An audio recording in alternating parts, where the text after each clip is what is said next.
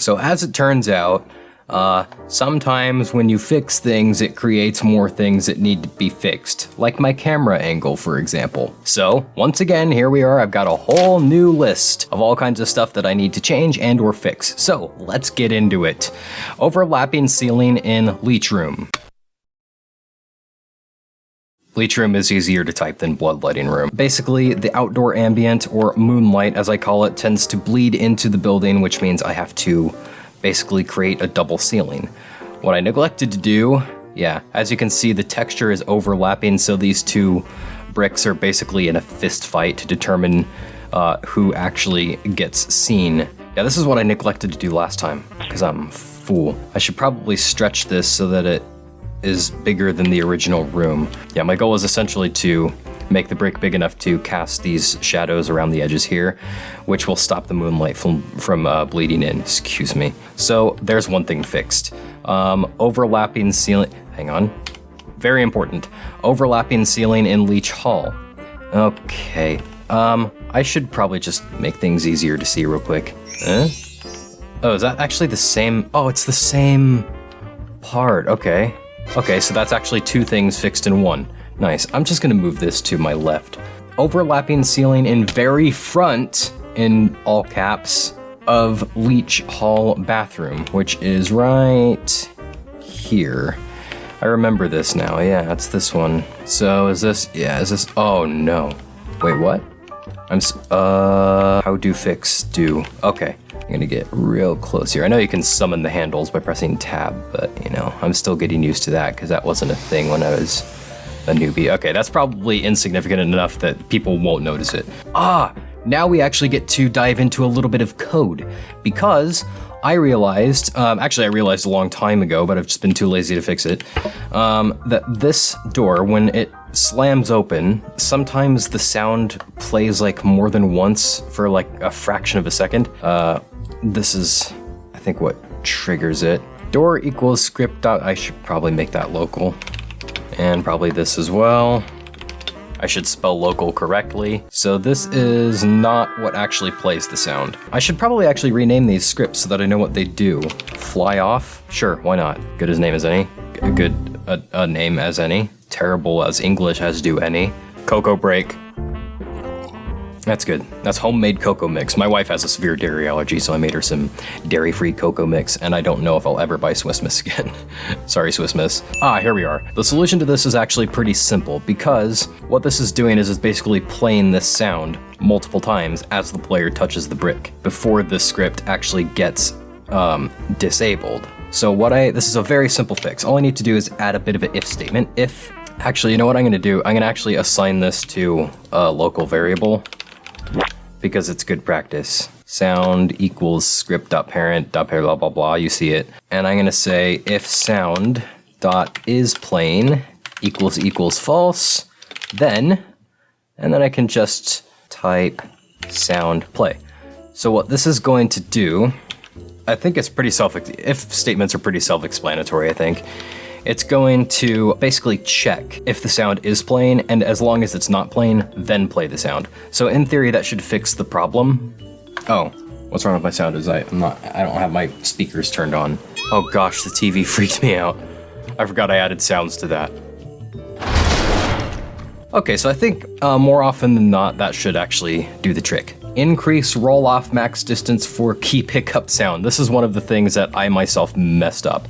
I was playing the game just casually the other night, and it came to my attention that you can pick up the key from about here. I think just outside of the range of the roll-off max distance. It's hard to believe that's 10 studs though, but either way, I'll just make it 20 because you can't hear that from across the map, and that's really all I care about. I think you could just hear that in the room and I'd be perfectly fine with that. Moonlight in maintenance tunnel. That, gosh dang moon. Let me go ahead and, you know what? I don't think I actually need to duplicate as long as I just stretch the bricks so that they're much larger than the original room, and maybe much taller as well.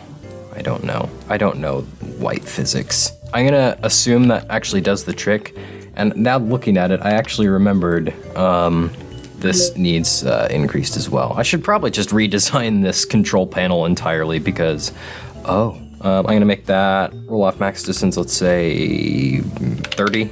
And I'll make the other one 30 as well. I'm gonna be finding these for years. Like, all along, I've not known what roll off max distance does. I wish it would have a smaller default roll off max distance, because nobody wants to put a sound in a brick that someone can hear from like 12 universes away. But what I'm really here to fix are the proximity prompts, because I don't like they're only 4 studs max activation distance. They should be like 8 or something. So that's that fixed. That's all well and good. These sounds probably have the default roll off max distance as well. I'll do 8 for these. That sounds about right. I don't know. I want everyone in the elevator to hear him, so let's go ahead and do like 18. Cocoa break. Now we have an important one. Fix the ceiling, showing on the roof.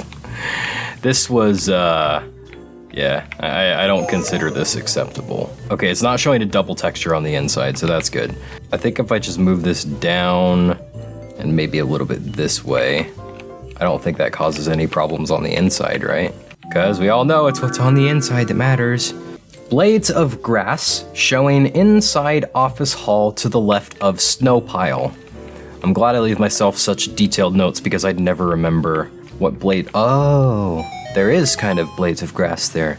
I mean, I swear when I read this, it's almost like someone else is like giving me these things as an assignment. Terrain editor. Let's see if I can just take care of this. Subtract, okay. I always forget what exactly the terrain controls are. I think that did it though, so there we go, that's that done. I've only got 2 things left. Tiny bit of snow showing on the left side of the pillar next to the aforementioned grass. Here it is. Okay, that's so tiny, I feel like most people wouldn't notice and or care, but I still feel compelled to fix it because that's my perfectionist nature. One last thing. We're gonna add a tiny coat of snow to the roof. And that's gonna be pretty easy. I mean, it's gonna have to be kind of thin because, you know, it's snow, but I don't want it to be terribly detailed is what I'm saying. But I noticed that if snow is covering like all this ground, it should probably be covering some of the roof as well, because that makes sense. So what I'm gonna do is I'm going to, okay, I'll set my move thing to 0.4 studs, and I will duplicate this brick. I hope nobody cares that I still call them bricks. I know they're technically parts now, I don't care. I grew up with bricks, I'm calling them bricks. And I'm just gonna size that so it's just like a little added layer, kind of. Glacier or snow? Which looks better from down here? Does it even matter? I mean, I noticed this while playing, so I'm guessing it matters. But I'm gonna say, let's see, what material? The material doesn't really matter all that much, you can't really tell. But I think snow looks more believable. I think snow looks more like what it would actually look like for a rooftop to be coated in this. I've not seen enough rooftops covered in snow this year to remember. Okay, so we've just got a couple more to do and then we are done. But for all I know, next week I'm gonna find a whole bunch of other things that came up that resulted from everything we just did. Okay, so that is snow on the roof. I don't like that it's like this. In fact, hang on a second. Oh man, my roofs are uneven there? Really? I never even knew that.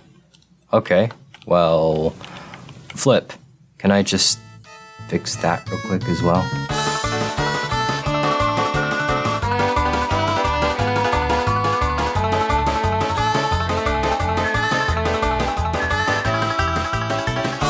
There we go, I've fixed. So now the roofs appear to be all even, at least from the ground level. I don't think they're actually perfectly even, but sometimes you just have to force yourself not to be a perfectionist. Or I say that, but what I really mean is I have to force myself not to be a perfectionist. So that is everything fixed. Now, like I said, many times I've seen many examples of this. You fix one thing, it introduces about 10 other problems that you have to fix. But that's game design for you, and programming in general for you, and that's this video for you.